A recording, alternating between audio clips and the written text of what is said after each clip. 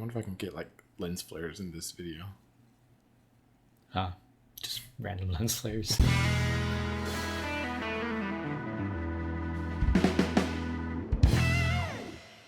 Welcome to Cinema Drinking Buddies. I'm Matt and he's Gio, and on this channel we talk about movies and we drink. Yep. And today we actually got our recommendation to try Jonah's Curse with Dr. Pepper. And thank you, Drew, for that. Yeah. And let's give this a shot. Yep. Yeah, so last month on National Rum Day, we did a... Ooh, that is a lot. Dude, this is not a shot, dude. Well, we had a lot of ice in there. Oh well. You got to do it too. Yeah. All right. Last month on National Rum Day, which was August 16th, we did a spiced rum tasting. And this was one of the spiced rums that we tried. And Drew commented on the video recommending that we try this with Dr. Pepper. So that's what we're going to do in this video. That's actually really good. What? Mm-hmm. Oh, yeah. Right? It's much better. I think it's much better than with the Coke. Well, Drew, you weren't wrong. Thank you very much for that recommendation. Mm-hmm. I'm actually enjoying this quite a lot. Probably going to jump up to my new favorite there. Well, in this week's video, we actually talk about Star Trek.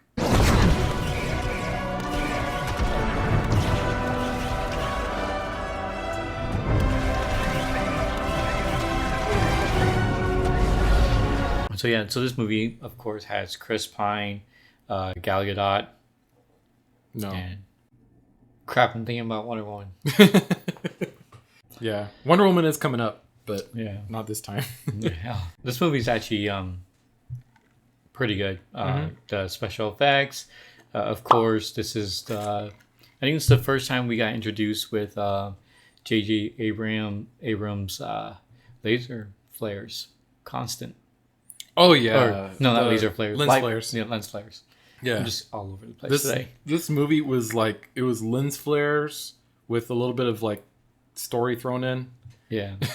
And as we go deeper into J.J. Abrams' world, it's constant lens flares. I feel like this movie was like the height of his lens flares. Really? I think there's a lot more lens flares going on in his later movies. Really? Yeah, just constant. Because that's where his niche was. Kind of like Michael Bay movies and his explosions. Yeah. I wonder if I can get like lens flares in this video. Just random lens flares. I enjoy this movie. What did you think? Yeah, I like this movie a lot. I remember going to see this in the theater and just thinking that this was just a really good movie. It's different from all the other Star Trek movies that came before it. Like even the ones that came out like in the 90s and 2000s that were based off the Next Generation characters.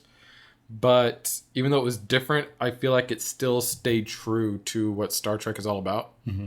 I think it did a really good job of staying true to that while being original at the same time. Yeah.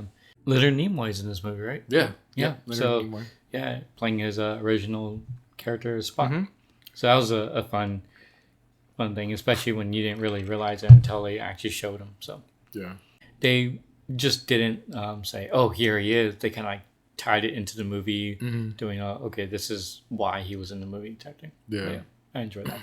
So yeah, old Spock shows up, but then you've also got Zachary Quinto who plays young Spock in this movie. Mm-hmm. And what happens in this movie is old Spock and this Romulan ship somehow travel back in time to like the moment that Kirk is being born. So they travel back in time to where Kirk is being born. The Romulans are mad at Spock because like he didn't save their planet after he promised he would. So they're basically chasing him. They end up creating this black hole, which the Romulans go through, and then Spock, goes through like 25 years later somehow. But anyway, by doing that, they've created like an alternate universe or an alternate chain of events. So what we see in this movie and even the sequels to this movie, they're all taking place in the same Star Trek universe of, the original series, the Next Generation, all of those. But because of this travel back in time, they're able to basically have a clean slate with all these characters and do whatever they want with them, basically, because now it's, this event has changed, the course of what they know as history. I think that's a really neat concept, and it was a really neat way to pull that off. Yeah, instead of just saying, "Oh, we're going to do a complete reboot of it." Yeah. That's how they're able to tie things in with each other. And what that does is it opens the door. Obviously, Leonard Nimoy has passed away, but it opens the door for other actors who were in the original series, like William Shatner, George Takei. Those are the only names that I know of. Nichelle Nichols. People like that to, come in and cameo in these movies. Yeah. Well, after Beyond, it didn't go anywhere after that. So I think just because he was working on the Star Wars movies, the Star Trek took a backseat. But I think they plan on making more, and I hope they do, because I thought that they did a really good job. This movie starts out with these Romulans, and they're not part of the actual Romulan Empire. They're kind of like detractors. They're chasing Spock because he didn't save their planet. They chase him through this black hole, which basically puts them back like 100-something years in the past. So Kirk and everyone is impacted by this. So Kirk, just through events that occur in the movie, ends up getting on the Enterprise. Spock is the captain. Kirk emotionally compromises Spock. Now Kirk's the captain. Yeah. It was interesting to see Spock as captain. Oh yeah, just for that short period of time. Yeah. And him and Naoto Uhura. He basically made his logical solution of, it's not safe for us to go back and save the captain that was captured. Just go home, because we're not going to risk losing our lives.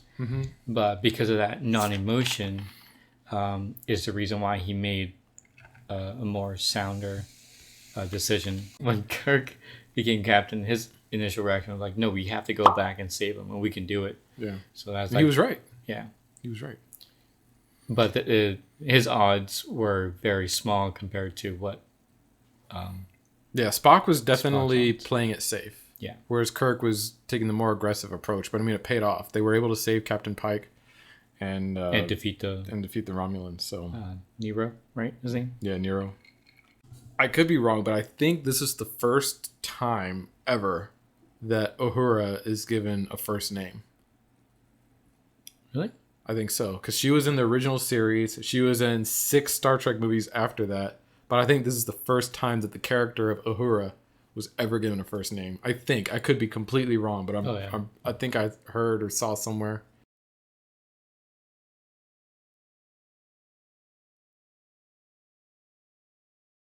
Because I've watched all the old series and movies, and I do not remember her first name ever coming up. I haven't. The only one I watched was Wrath of Khan, and then... We got to do that movie. A little bit of Next Generation, and then Voyager for like 2 episodes, and I was just like, nope.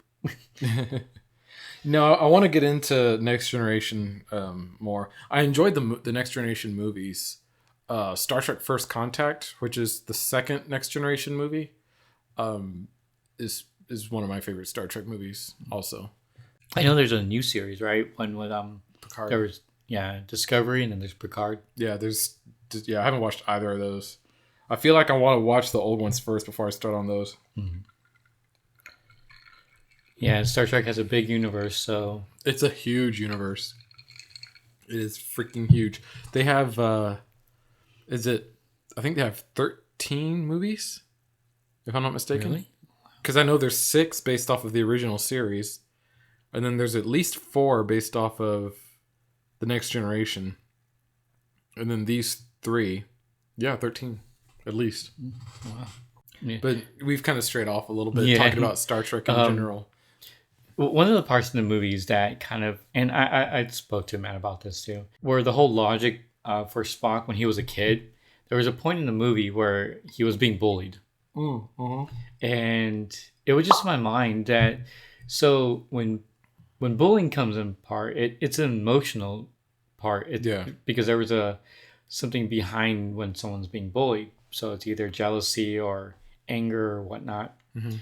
And they bullied Spock, but they're not supposed to have emotion. And since they were full Vulcan, where their mom and dad were, so they shouldn't have that emotion to bully. Yeah. So that's where I kind of like, I didn't really understand it. I didn't understand where, in your words, where you said like, where's the logic behind it?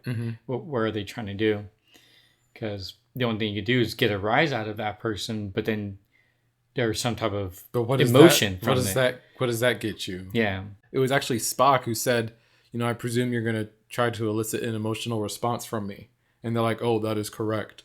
And then that's when they go on to start bullying him. But I'm like, the bullies are the ones that are being emotional right now. Yeah. I mean, they're doing it in a very,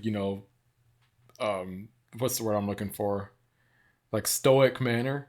But they're the ones who, I mean, for me, to bully someone is based off of your emotion. Yeah. I mean, like, there's no logical reason to bully jealousy, someone. Pride.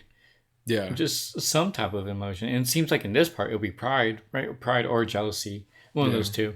That they're doing that. And so it didn't make sense. I know that they tried to change that a little bit with Spock over being emotional, trying to like cover what they did. It seems that way.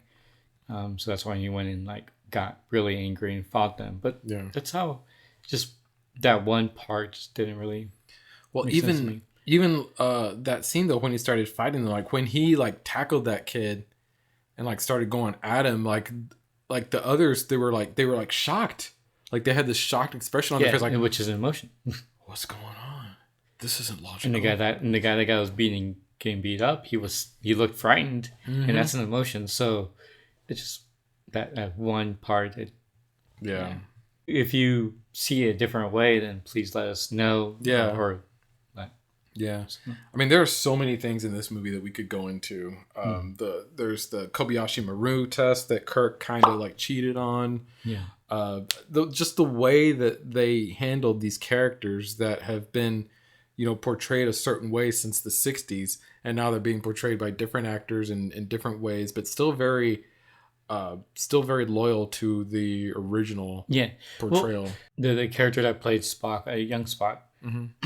Or not young, but like a younger Spock when he was older. But he seemed, to me, it seems pretty spot on to what I remember from Leonard Nimoy. Yeah. And especially with Kirk, with Chris Pine's character, it seems that's how he's a little bit more rebellious than William Shatner's version, which I feel like makes sense though, given what he's experienced in his life. Yeah. Versus what William Shatner's Kirk didn't.